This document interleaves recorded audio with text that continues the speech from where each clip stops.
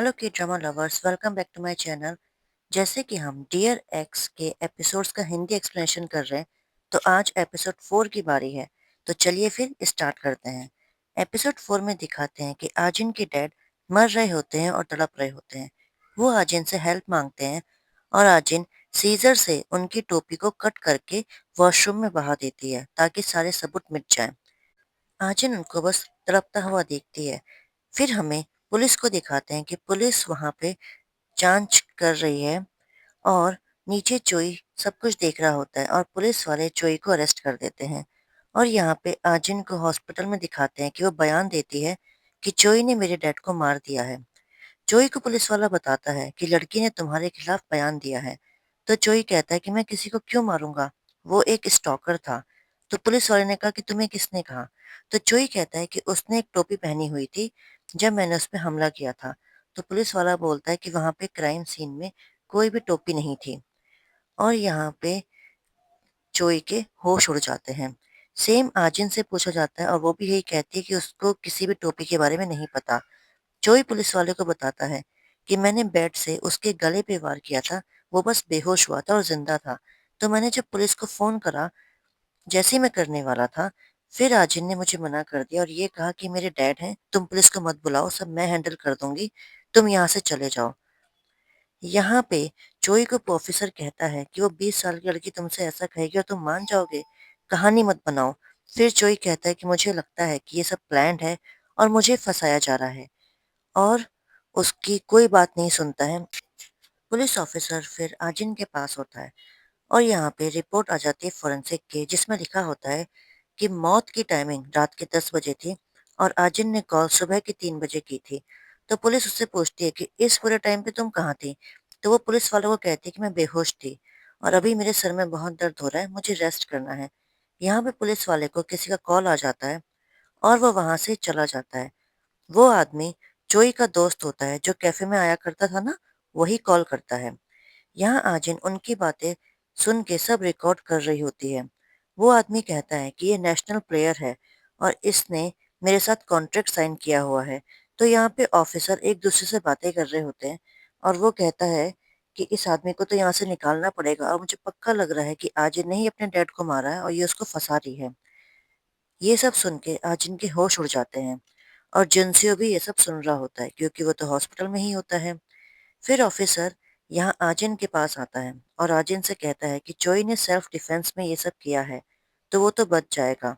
और बाहर दूसरा ऑफिसर जो होता है, वो चोई के दोस्त से पैसे लेने चला जाता है ऐसा घूस, कि वो चोई को जल्दी छोड़ दे। यहाँ पे आजिन उनकी फोटोज क्लिक कर देती है सबूत के तौर पे। और यहाँ जुनसो की मॉम को दिखाते हैं कि उसने न्यूज में देखा होता है कि आजिन के डैड मर चुके हैं। पुलिस वाले आजिन के रूम की तलाशी करने जाता है और वहां पे जो टोपी के टुकड़े थे वो वॉशरूम में मिल जाते हैं। आजिन को हॉस्पिटल से डिस्चार्ज कर देते हैं और पुलिस वाले उसको अरेस्ट कर देते हैं। ये सब जुनसुए देख लेता है और यहाँ पुलिस स्टेशन में जोई को पुलिस वाले सिखा रहे होते हैं कि कोर्ट में क्या बोलना है, कि आजिन ने तुम्हें फंसाया है और तुमने ये सब सेल्फ डिफेंस में किया है और तुम्हें ज्यादा सजा नहीं मिलेगी क्योंकि मारा तो उसने है अपने डैड को। जोई कहता है कि आजिन का क्या होगा। तो ऑफिसर कहता है कि उसको तो जेल हो जाएगी। ये इस कदर हिप्नोटाइज होते हैं लड़के कि मैं क्या बताऊं। खुद की मरने की नौबत आ रखी है लेकिन फिर भी आजिन के बारे में सोचा जा रहा है कि उसका क्या होगा, वो क्या करेगी। यहाँ पे एक एक्ट्रेस को हमें दिखाते हैं जो दारू पी के किसी का एक्सीडेंट कर देती है और एक इनोसेंट लड़की के ऊपर इल्जाम डाल देती है। पुलिस वाला देख के समझ जाता है कि एक्सीडेंट किसने किया है और यहीं पर आजिन भी होती है। यहाँ हीरोइन की मैनेजर आती है और आजिन का नाम सुन के उसके कान खड़े हो जाते हैं क्योंकि ये मैरी की मैनेजर होती है और ये आजिन के बारे में जानती थी कि मैरी उसके साथ काम करना चाहती है। सो फ्रेंड्स, आगे का स्टार्ट करने से पहले कहूंगी कि अगर आपको वीडियो अच्छी लगी होगी तो लाइक, कमेंट, शेयर करना ना भूलें। साथ ही साथ सब्सक्राइब करना भी ना भूलें। और अगर आपके कोई ओपिनियन है तो प्लीज़ लिखा करें यार। आप लोग क्यों नहीं अपने थॉट्स लिखते हैं। चलिए फिर स्टार्ट करते हैं। यहाँ फिर आगे दिखाते हैं कि आजिन के साथ पूछताछ होती है कि उसने अपने डैड को क्यों मारा और अपने घर में क्यों बुलाया था, और जब जोई ने उसे अपने घर भेजा था तो वो अपने घर क्यों गई और वो टोपी के बारे में झूठ क्यों कह रही थी। यहाँ पे वो कहती है कि मैंने अपने डैड को नहीं मारा है। तो ऑफिसर कहता है कि उसके डैड को 2 बार बैट से मारा गया है, क्योंकि चोई ने तो उसके गले पे मारा था, तो 2 बार किसने मारा? आजिन यहाँ पानी मांगती है और कहती है कि मुझे एक फीमेल ऑफिसर चाहिए। यहाँ बाहर दिखाते हैं कि जिनसे लॉयर को लेकर बाहर खड़ा होता है। इस लड़के का अपना अलग ही प्लान चल रहा है। यहाँ पे आजिन ड्रामा करती है कि मुझे लड़की ऑफिसर चाहिए क्योंकि मेरे पीरियड्स हो रहे हैं, तो मैं तुमसे बात नहीं करूँगी और मुझे वॉशरूम जाना है। यहाँ पे वो लेडी ऑफिसर को कहती है कि मेरे फ़ोन की लास्ट रिकॉर्डिंग सुन लो और इसमें फ़ोटोज़ भी हैं, वो भी देख लेना। वहाँ से वो वॉशरूम चली जाती है और लेडी ऑफिसर पूरी रिकॉर्डिंग सुनती है, जो कि ऑफिसर्स की होती है हॉस्पिटल में, कि वो चोई को बचाना चाहते हैं और कैसे जो फ़ोटोज़ थी घूस वाली, वो भी वो ऑफिसर देख लेती है। यहाँ पे वो बड़े ऑफिसर को ये सब बताती है, जो लेडी ऑफिसर होती है, और बड़ा ऑफिसर जो होता है, वो इस ऑफिसर की कार चेक करने आ जाता है। यहाँ पे कार में उसको पैसे तो नहीं मिलते हैं, पर बियर की बॉटल्स मिलती हैं, क्योंकि ये कार पुलिस वाला भी बिल्कुल सीधा नहीं होता है, ये भी पैसों को छुपा देता है और वहाँ पे बियर की बॉटल्स रखता है। गुस्से में वो ऑफिसर आजिन के पास जाता है और बोलता है कि तू मुझे फंसाएगी, अब देख तू, मैं तुझे कैसे अंदर दबा के रखता हूँ, अब तू यहाँ से निकल भी नहीं सकती है।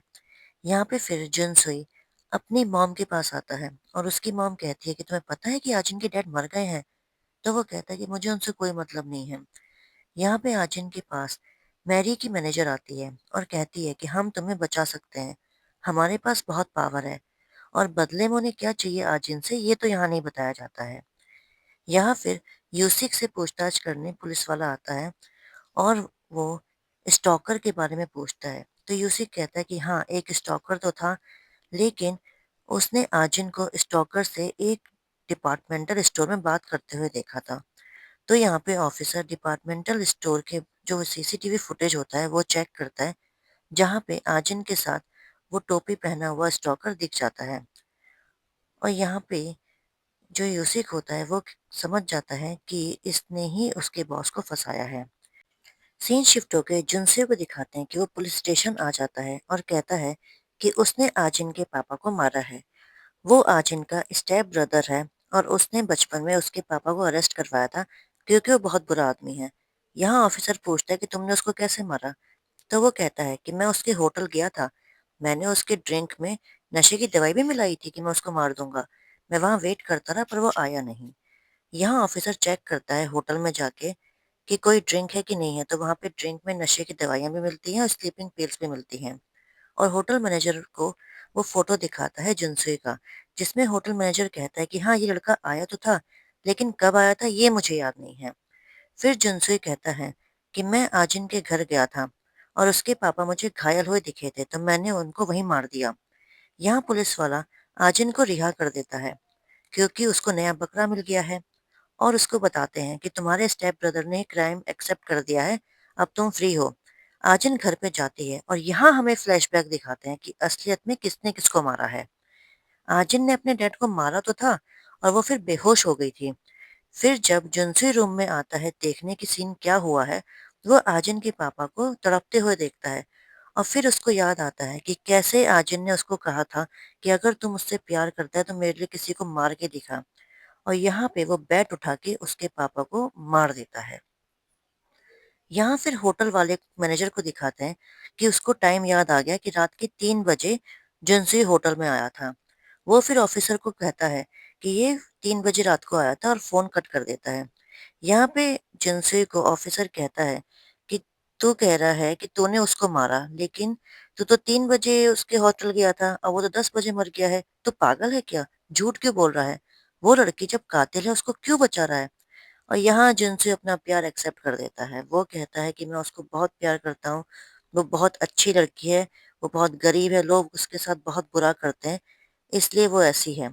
यहाँ मतलब पूरी तरीके से जुनसु ऐसा पागल हो रखा है उसके लिए कि जो उसने खून किया भी नहीं है प्रॉपर तरीके से, उसमें भी अपने आप को डाल रहा है।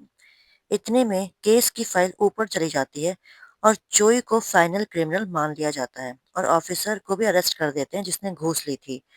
यहाँ पे मेरी को दिखाते हैं कि वो आजिन से मिलने आती है और बदले में उससे कहती है कि मैंने तुम्हें फ्री करवा दिया है, अब तुम अपने पास्ट को भूल जाओ और जुनसुई से दूर रहो।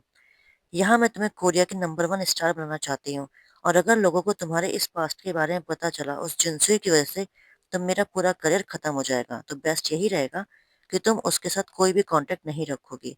और आजिन हाँ कर देती है। यहाँ पे पुलिस स्टेशन से केस की फाइल चोरी हो जाती है और मैरी के पास होती है, और मैरी उसको एक सेफ में रख के छुपा देती है कि वो आगे जाके आजिन को ब्लैकमेल कर सके, क्योंकि मैरी को ही पता है कि आजिन कोई सीधी सादी नहीं है। खैर, जुनसुई को यहाँ पुलिस वाले छोड़ देते हैं और आजिन के पास वो जाता है। वो कहता है कि मैंने देखा तुम्हें बचा लिया, तुम्हारे पापा तो पागल थे, पर तुमने जोई के साथ जो किया वो बहुत गलत किया, वो बहुत सही इंसान था।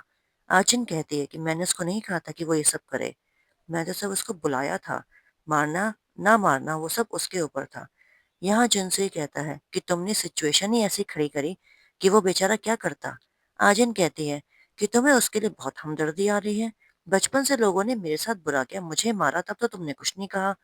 जुनसे उसको पकड़ के कहता है कि मैं हूं तो तुम्हारे साथ, तुम्हारी केयर करता हूँ, तुम्हारे साथ रहता हूँ, हमेशा तुम्हारा साथ देता भी हूँ, और क्या चाहिए। आजिन उसको धक्का देके कहती है कि तुमने मेरे लिए कभी कुछ नहीं किया, एक खून तक नहीं हो पाया तुमसे, बस बड़ी-बड़ी बातें कर सकते हो क्योंकि तुम एक लूज़र हो, तुम मेरी ज़िंदगी में कुछ नहीं हो। जिनसे कहता है कि तुम मुझे छोड़ रही हो? तो आजिन कहती है कि हाँ, अब मुझे अपनी गंदी शक्ल मत दिखा देना, क्योंकि अब मैं हीरोइन बनने वाली हूँ और मुझे तुम्हारी कोई ज़रूरत नहीं है। और ये कह के वो वहाँ से चली जाती है।